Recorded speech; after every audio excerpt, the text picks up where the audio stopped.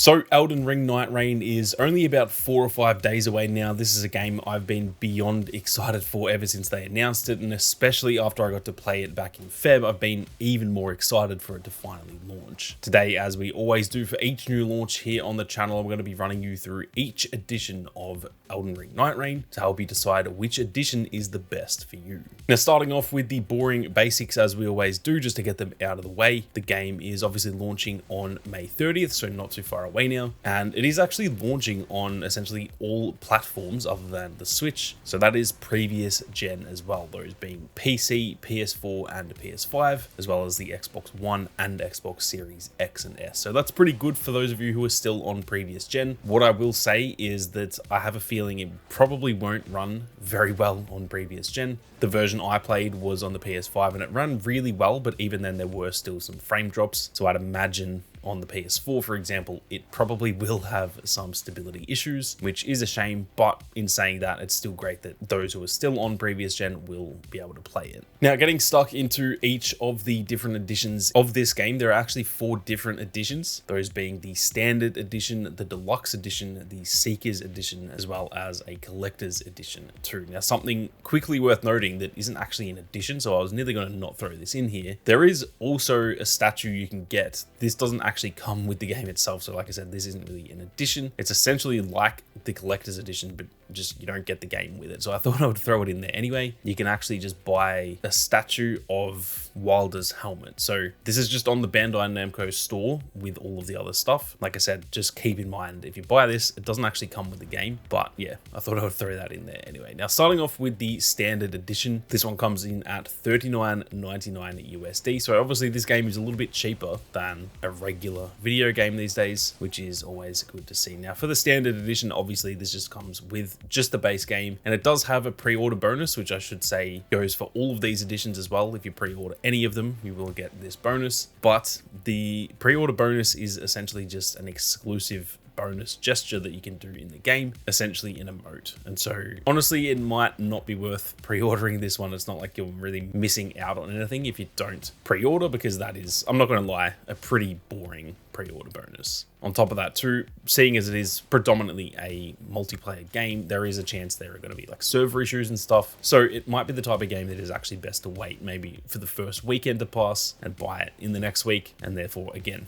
probably the best idea is to actually not pre-order. Now, moving on to the Deluxe Edition, this one comes in at $54.99 USD. So again, still pretty much cheaper than a regular game. And this one is fairly basic as far as Deluxe Edition goes. It comes with an included DLC. Keep in mind, this is post-launch, so this isn't going to be here at launch, but I assume that just means that the DLC will be paid. However, if you get the Deluxe Edition, obviously it's just kind of already paid for, and when that's launching, I'm not too sure. Now, I'm not really sure what that DLC is going to be just yet, because I actually assumed this game would kind of be a bit of a live service where they would add content to it over time, and I assumed the playable content would be free, and then they would have, similar to most games these days, more like cosmetic items and stuff that would be paid for. So I'm actually not too sure what that DLC is going to be, if it's going to be like a big expansion or what. They've been pretty damn vague about that so far. On top of that DLC as well, you will also get a digital art book, which I'm sure would be pretty cool. The aesthetic for this game is absolutely awesome, and then it also comes with a mini soundtrack as well. So this isn't the full soundtrack, we'll get to that in just a minute, but at least you will get a mini soundtrack with this Deluxe Edition. Now, before we go any further, if you guys are interested in more Elden Ring Nightreign content and you are new to the channel, be sure to hit that subscribe button. There is plenty more content on the way, so make sure you don't miss out. Now, moving on, we have got the Seekers Edition. This one comes in at $69.99 USD. So again, not a bad bang for your buck, considering that is pretty much the regular price of a video game, and that is the 3rd highest edition of this game. So pretty good pricing there. What I will say though is that it's probably not worth it unless you're a big fan of steelbooks, because this is just the exact same edition as the Deluxe Edition, but the difference is this one is physical and it comes with a nice steelbook as well. So the steelbook does look really good, but whether that's worth an extra 15 USD, I'm not too sure. That is obviously up to you guys. But if you're a fan of steelbooks, then this one could definitely be worth it for you. Now, finally, we have got the Collector's Edition. This one comes in at $199 USD, and this one is, I'm not going to lie,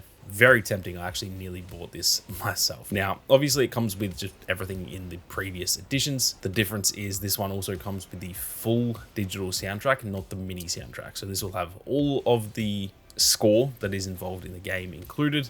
The big selling point to this one is then the 25cm statue of Wilder, which is what nearly got me over the edge. I genuinely was minutes away from pulling the trigger on this one until I looked around my office and realized I literally do not have room for any more stuff. But I'm not gonna lie, they nearly got me here. I'm a huge Elden Ring fan, and yeah, this one was very, very tempting. The statue looks absolutely sick, and I think this would be a great addition to anyone's setup. On top of that as well, you'll also then get 8 Nightfarer cards. So that is obviously each of the characters in the game. They'll just have a little card with an image of them, and maybe on the back there might be some sort of description or something, I'm not sure. And then lastly, you'll also get the art book that is in the deluxe edition, but this one is obviously a physical one, and it is a hardcover art book instead. So overall, I would say that's a pretty good haul for a collector's edition for that price. I've seen collector's editions for that price that only really come with like 1 or 2 extra things. So I think for any of you who are collectors, this one is probably worth the money. Obviously that just comes down to whether you